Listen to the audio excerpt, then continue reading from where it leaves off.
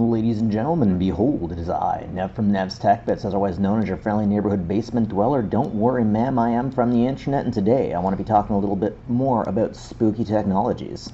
In particular, dowsing. I looked a little more into it, and heck, it turns out that I have family that was actually into this. Weather witching. Not weather, water witching.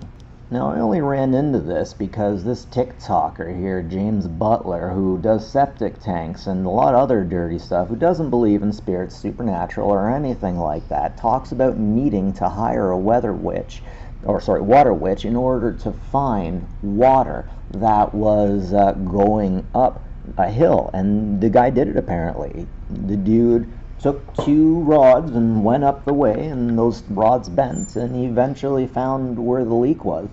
And there's a big history on it.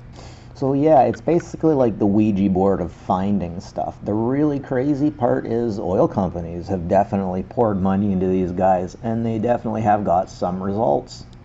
Here on the top right, we have an early edition of it, of course. You'll notice several different V versions. It looks like it all started out with sticks. I was told from an apple tree was the best, but this is what most people these days use. Mostly just coat hangers, and the idea is when they cross, you've found what you're after.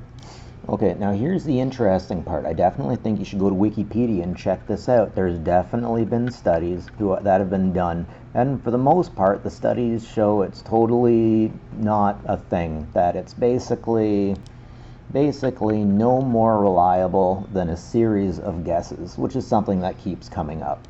It looks like in the 90s there was a chance that it could have been regarded as real, but then later it gets refuted.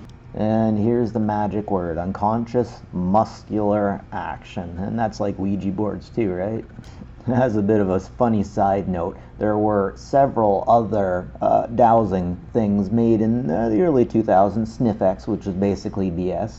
Here we have ADE 651, where no longer do you need to hold the rod in your hand. No, the rod will do the thing on its own magically. The Navy Counterterrorism Technology Task Force tested Sniff X and concluded that Sniff X handheld explosive detector did not work. It passed 2 trucks within 20 feet of it and nothing happened.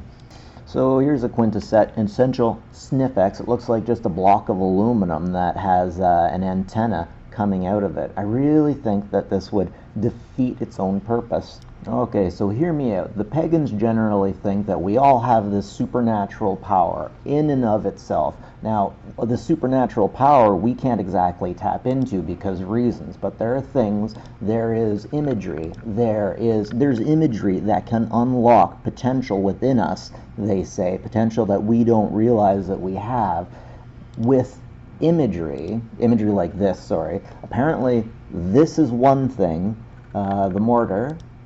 Not that mortar. This is another thing that the pagans say unlock things in our mind. So I'm wondering if dowsing or divining is supposed to be some human spirit DLR. It's like some people are especially sensitive with some things, and I do believe that there is a possibility that some of us have freaking magical powers because it's part of the human spirit, but it could be wrong, right?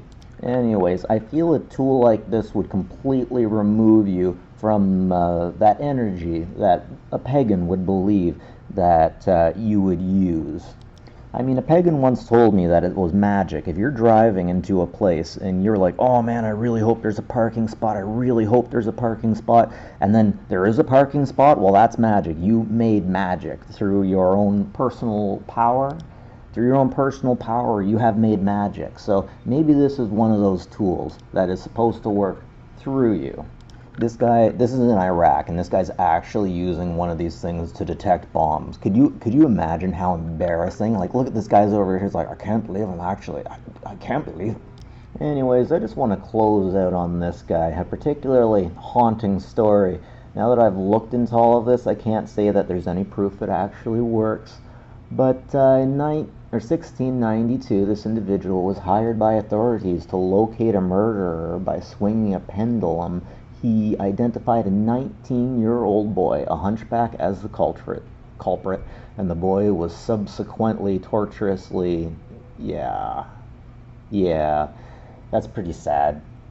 That's pretty sad. There's probably some generalization going on right there, right? Anyways, ladies and gentlemen, take care of each other. Seriously, there's enough darkness in the world. I think we can all admit that. Let's reflect on that and reflect nicely on the future. Go in good places. Ladies and gentlemen, take care of each other. Seriously. Have a good one.